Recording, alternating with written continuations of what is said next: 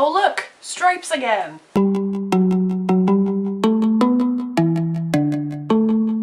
Hi guys, so today I'm finally going to give the taping method a try. Before I get started, I just want to make a disclaimer and say that I am not any way a professional piercer or a body modifier. I have been stretching my ears. I've done it I think was maybe a 2 in high school. I started when I was 16 and I did it the very bad way. And I went from a gun piercing, which you should never do.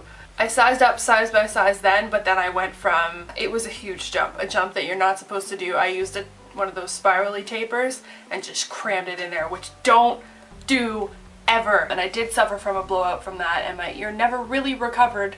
I then took them out when I was 18, re-stretched them again a couple years later. Again, not in the exact savory way. Stretched them up to a 00, which is also 10mm. I guess it was a bit of muscle memory or something because they stretched a little bit easier that go around. For information on stretching, I suggest you Google it and do it the safe way. It's not worth it. Blowouts are painful. They can be really hazardous actually, and in the end you're gonna get to the size you want anyway. So I'm currently at a 00 size or a 10mm, which is this, and I know that doesn't really mean much. That's what size it is, and I want to get to this, which is which is 18mm. So we're gonna do that with the taping method. Alright, so I'm willing to bet that my camera went out of focus just there at the end, so I'll repeat what I said.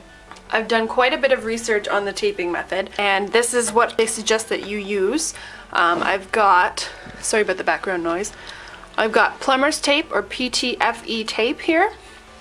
It cost me 69p just at the plumbing store. It's pretty inexpensive. That's what it looks like.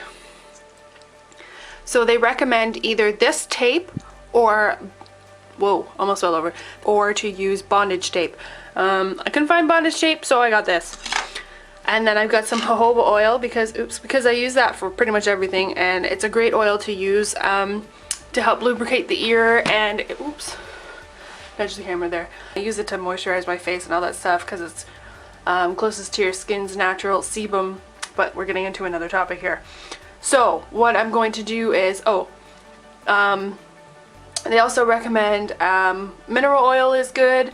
They're good. It's good because it doesn't go bad. Another like light oil, I'm sure sweet almond and that kind of stuff, any sort of like natural oil is fine. And they recommend that you do not use acrylic because it is porous apparently. I didn't know that, but they recommend acrylic isn't the best thing to use, but that's all I have right here. But these ones are all surgical steel, and I got them from Amazon for quite cheap actually. I was pretty impressed with that. I don't know if that's a good or a bad thing. Ew, pardon my gross hand. But yeah, they're all surgical steel, and they recommend single flare tunnels because then you can tuck the tape in behind and you don't have like spare tape hanging out all over the place. And they say don't obviously stretch up an entire size because that's not going to work. So the best thing to do is to just do a couple of rotations of the tape around the plug, and it'll size it up slowly. So what you do is you do maybe 2 or 3 rotations and then oil it up, see if it goes in your ear. If it does, great, leave it. If it doesn't, take it off, try again. And then every week, size it up just a little bit. It's best if you do it right after a shower. Today is not shower day, so I'm not going to do that, but I will, however, get a hot washcloth and soak my ear just to sort of loosen up the skin a little bit. But yeah, so first of all, now I haven't done this yet, so bear with me. I might screw up a couple of times. Alright, so what we're going to do is take your tape. I'm going to get a fresh bit because this is a little dusty. Take your tape, and it only really sticks to itself, so that's why it's good. You're less likely to get an infection because it won't bond with your ear. So, I need to stand. So, I'll take, we're a little close. We'll take off the O-ring, put it like this, pull some off,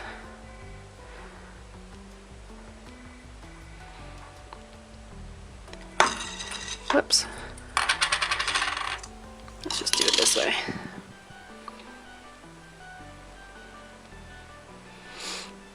So there's 1 rotation. I'm going to do 3. That's 2 rotations.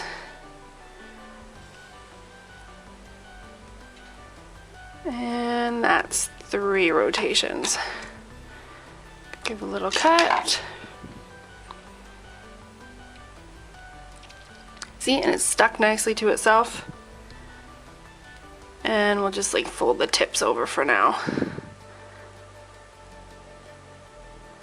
Actually, that worked out a little bit better than I had expected, so that's good. Crease-wise, there's not really any. Oop.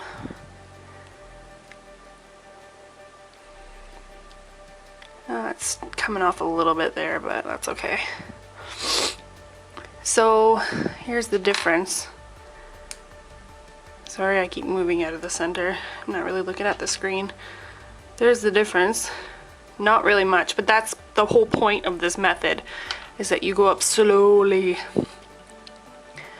Alright, and then next, probably best if you get a bowl or something for this, but oh, there's hair on there. That's gross. You lube. Oops. You lube. Oh, my camera's gonna die. Oopsie, the tape came off a little bit.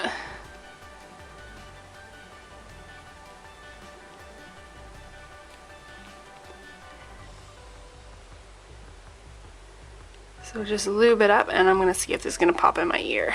So I got them both in. It was pretty simple actually. They did need quite a bit of lubrication though, which kind of concerns me a little bit, but anyway. I basically just put the thing in my hand, really piled it on, and just put it in. There was no issues, a touch of resistance, which is to be expected. Absolutely no pain. I expected to maybe take another 3 wraps, maybe 4 to get to the next size. It's hard to say, but I got them both in. I managed to fit the O-ring back on, which is great. I didn't expect that to happen, so there's that. I'm going to film every time I tape, and I will also take pictures and post them on my Tumblr. I'm not going to sort of post every week when I tape because that's boring, but I will sort of do an update every time I get to the next piece of jewelry. So it'll just be, that's what it'll be.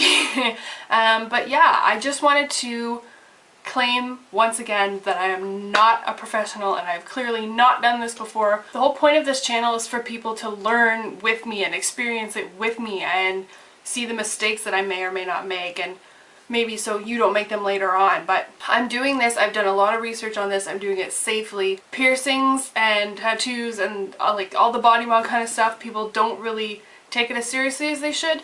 And I've seen some pretty gnarly things, especially when it comes to blowouts on ears, and it's really gross. But yeah, so they went in and it was great. So if you want to follow along with my journey along with other things that I'm posting on my Tumblr, and there's Instagram, Twitter, and also Facebook, and they're all below. And if you would like to come along on these journeys with me, please subscribe and like the video if you do. If you don't, well then don't, but that's okay. And I will see everybody next week. Bye!